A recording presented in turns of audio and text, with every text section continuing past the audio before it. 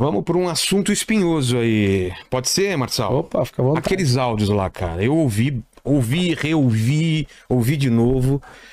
Lá, aqueles áudios, eles são bem graves. Eu queria que, de uma vez por todas, você explicasse a cronologia daquilo. Quem era você naquele momento? Por que você fala aquelas coisas de falar de capturar?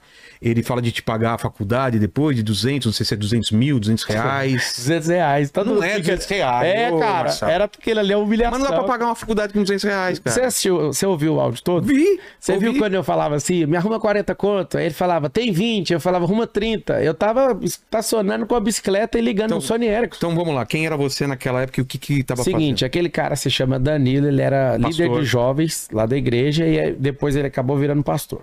Esse cara, eu tinha uma relação de confiança com ele. Na minha carteira de trabalho, ela é assinada dia 1º de maio de 2003. Significa que eu trabalhei antes daquele fato de carteira assinada, fui mandado embora desse emprego, queria entrar na faculdade e não tinha emprego. Esse cara me chamou, vamos consertar computador pra mim? Vamos. Avenida Leopoldo de Bulhões, em Goiânia, ele tinha uma loja de informática. Eu fui trabalhar pra ele, ele não queria assinar a carteira. Aí ele me pagava por semana. Olha o jeito que ele me pagava. 35, 70 reais por semana. Eu arrumava o computador, só mexia com reinstalação. Eu tirava, o computador não ligava, eu passava borracha na memória, arrumava o computador. Eu era um menino esperto ali, com 17 para 18 anos, consertando o computador para ele. O que aconteceu? Eu acabo de fazer 18 anos, eu já estava trabalhando para ele, consertando só computadores. Ele arrumou esse negócio. Aquela namorada que aparece é a sua mulher atual. É. Aquele cara, ele me contratou por uma coisa. E eu ia de bicicletinha, ganhava lá 20 conto, 30 conto, ia consertando os computadores. Ele arrumou esse negócio, essa bandidagem dele aí. De pegar os e-mails. E ele colocava o computador numa casa e a casa só ficava lá com o computador. Eu não operava esse negócio. Eu ia arrumar o computador. Só que algumas vezes ele me pedia favor. Cara, tem como você abrir aí a lista e fazer? Tem como você me enviar um e-mail? Aquela coisa de o patrão mandando você fazer uma coisa. Mas ele tá falando, esses e-mails que você pegou não tão bom, não. Mas por quê? Porque ele pedia pra eu abrir e colocar. Eu fiz os favores pra ele. E, inclusive, fui condenado por isso. 4 anos de Foi. furto... Isso... 4 anos, né? É, só que isso não é uma condenação. Isso aí foi em primeira instância, tá? Eu te explico isso aí. Não chegou a ser condenado igual o Lula, não. O povo quer me chamar de presidiário, de condenado. Isso aí foi na primeira instância. Não tive defesa. Teria que ir para a segunda instância até chegar no final. Condenado é outra coisa. Aí o que acontece? Você ouve o áudio, esse cara só me colocava na humilhação, porque eu queria 30 conto e não tinha. Fiz favores, fiz errado em trabalhar para esse cara. Ele me contratou para arrumar computador. Eu ia nesses lugares arrumar, eu tinha só que abrir. Você não imaginava em nenhum momento o que ele estava fazendo? Eu não sabia o que ele fazia. Eu não sabia o que ele fazia com os e-mails. Eu não sabia que era o fim disso. E por que botaram escuta em você também?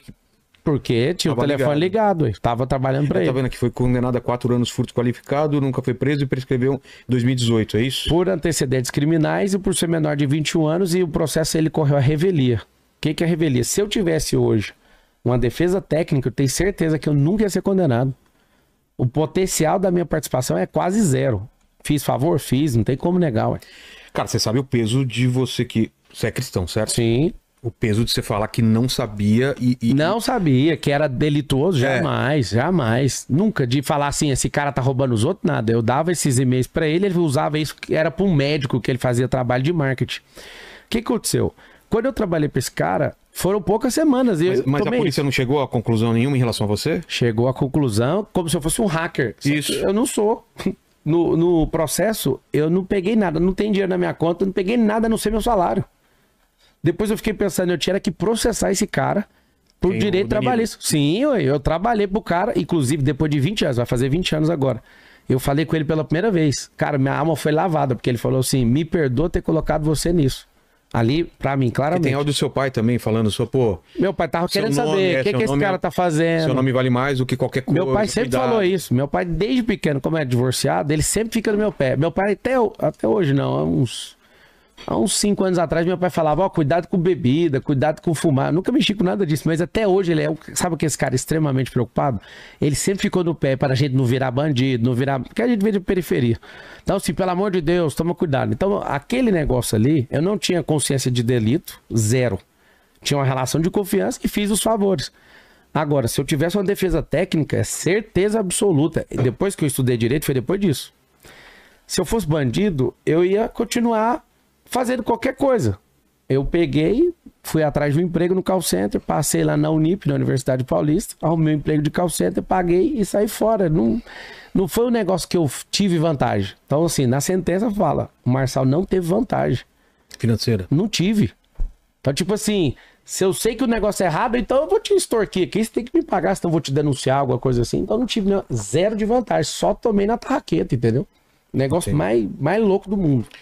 Vamos falar então sobre a criação de emprego, né? Você fala sobre a criação de 2 milhões de emprego em 4 anos em São Paulo.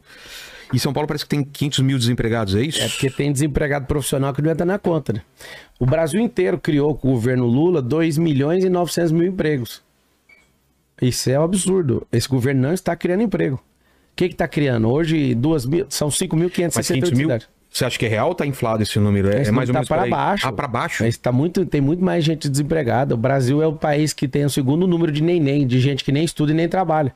Se o cara ganha alguma coisa de assistência social que não dá para ele sobreviver, ele é contado como desempregado profissional. Ele não tá nessa conta aí.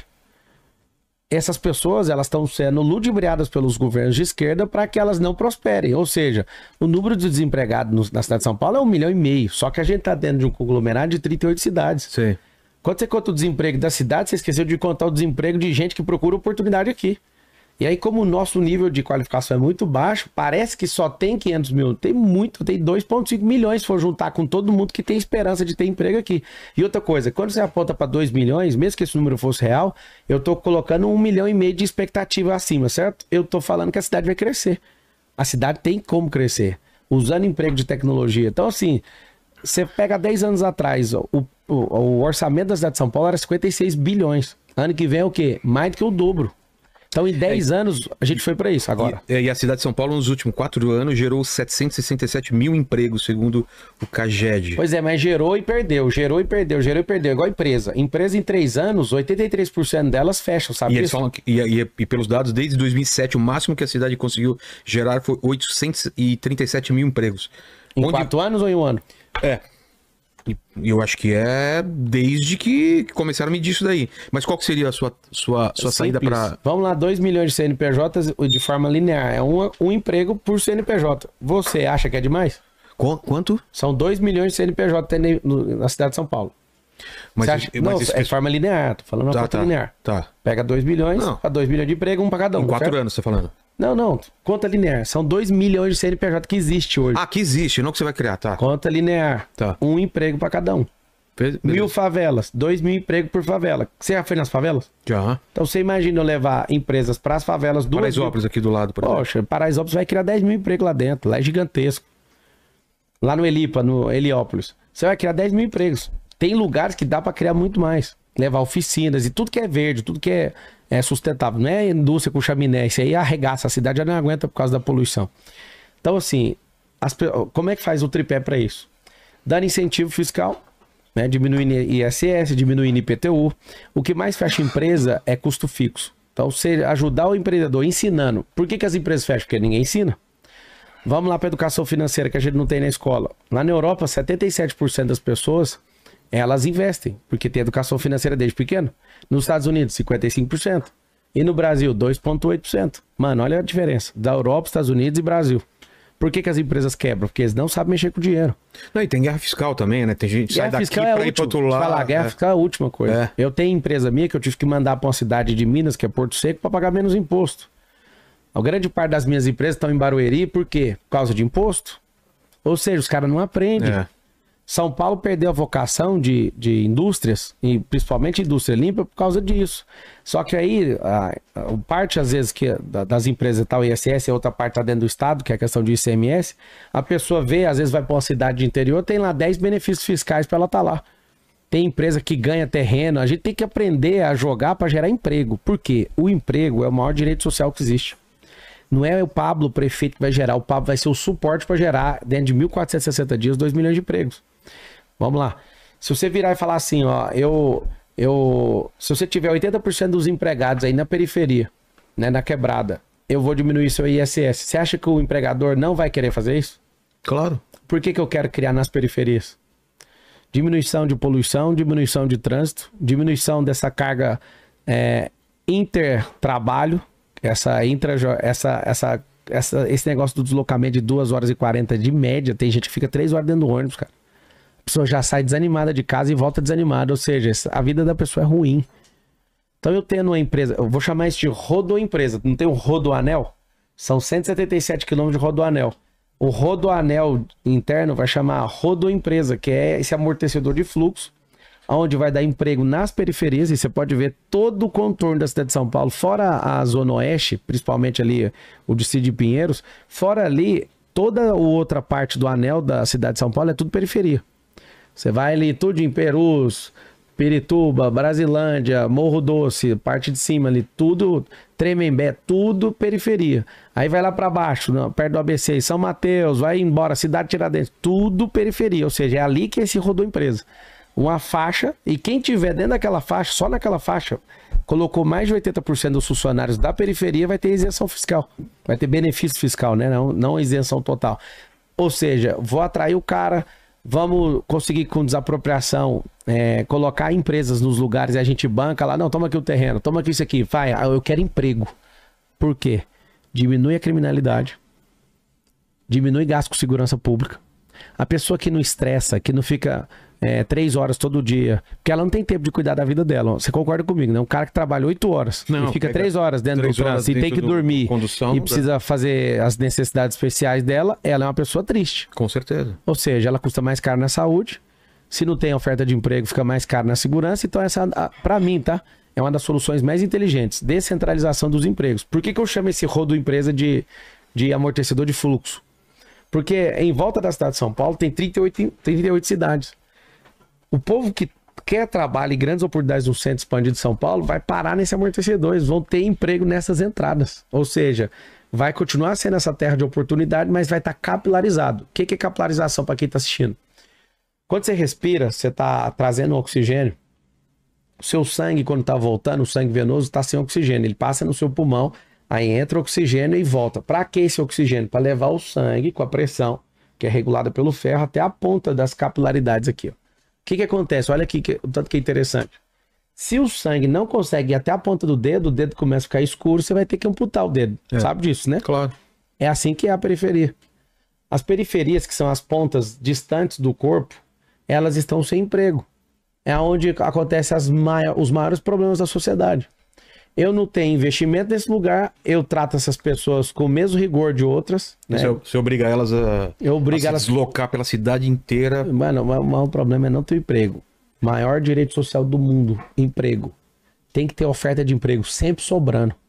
Porque aí me obriga a ter um empresariado que tem que qualificar, me obriga a ter entidades que tem que trabalhar por qualificação.